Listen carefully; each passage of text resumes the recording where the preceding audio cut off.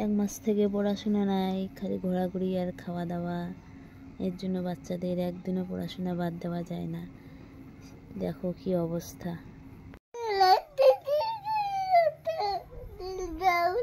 আঙুল দাও।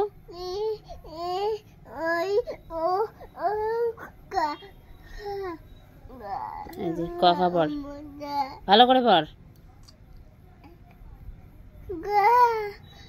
আঙুল দে। গ ঘ উমু চ বড়িকার জ ঝ ইউ আঙুল দে ট